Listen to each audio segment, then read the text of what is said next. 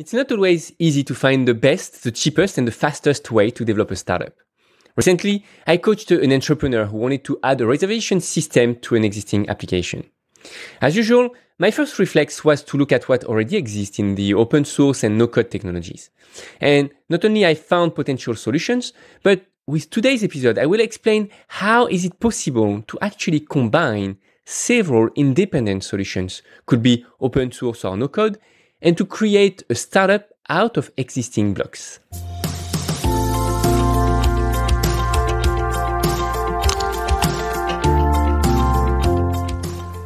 Hi, I'm Amaury, founder and CEO at MyCTO Frame, where founders come to learn how to build their tech startup.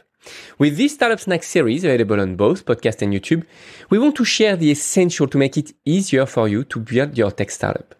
And for one of my clients, I did recently some research to find a reservation system for restaurants. And when it comes to launch a startup, the first step is really to check what already exists and to either copy some features or to reuse existing solutions. After searching about 20 minutes or so, I identified several projects that could make the job. And among all the projects I found, there is one criteria that is very important to validate before to move forward. It's to check that the project is still under development. That sounds obvious, but it's not always the case. We need to find what we call the repository of the open source project. Usually it's on GitHub. And for example, this time I identified open source project that which does exactly what we are looking for. The name was Tasty Igniter. And if I check their GitHub page, I can see that the code has been updated just a few hours ago. That's a good sign. And during my benchmark, I also identified other projects who could make the job, but they wasn't updated for months and sometimes even for years. A good rule is to really have at least one new update every month, and if it's possible, every week for very active projects. Now, let's say that you've identified one or several solutions, and you could combine them with each other. You might wonder, but if I reuse an existing open source solution, my solution won't be unique. That might not be an innovation anymore.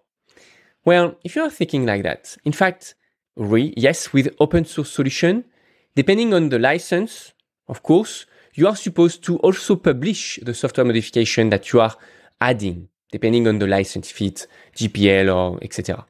But what you can do is to create complementary development or modules that can be your own company's property. And that's what I do recommend. In that case, you can just add more features to an existing system and to create a differentiator that will position your project in an innovative way. For instance, let's imagine that we would like to create a dating application that is automatically connected to a restaurant via a booking system. Of course, that's not the real concept of any startups I know, but I don't want to use my clients' use case because I keep their idea kind of private, especially if I don't have their authorization. So let's imagine that we have that dedicated app, this proper app with its own database, etc., its own backend and its own clients. And then maybe the clients, the dating app, they can meet each other, they can find each other. But now if I want to add that additional services, the restaurant booking system, I can use what we call microservices to synchronize the information between two different systems, two different softwares. That's basically how any big system like Facebook, Google, or Microsoft works. They have way too much data to be handled by one software. So they create software ecosystems that talk with each other, thanks to microservices. So technically, microservices are very small pieces of software that are responsible of usually one small thing. For example, to connect and synchronize two different softwares, like to synchronize the users to another system. Maybe another microservices will synchronize the e-commerce transactions. Although this type of architecture might look a bit complex, if you and your team define properly the microservices property, knowing where is the reference data and where are the synchronized ones, then it can be really scalable and long-term. And a software ecosystem with microservices usually has many microservices. It's really flexible. It will also allow you to replace one system by another later on.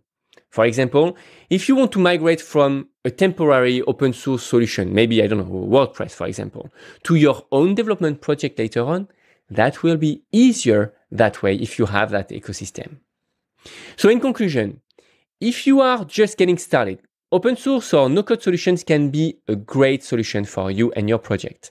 And you can get the most out of them, not only by customizing them, but also sometimes by connecting them with each other, thanks to microservices. And no need complex development to start with the microservices principle. Automation tools like Zapier or Integromat are some kind of microservices, perfectly adapted for prototyping and to connect different systems with each other. If you enjoy learning with us and want to see more, consider subscribing. Help us spread the word by hitting the like button and by sharing with your entrepreneur friends. Now, if you have any question or want to suggest a topic, feel free to comment down below, or you can also check out our website to learn more about our program and how you can join. Bye.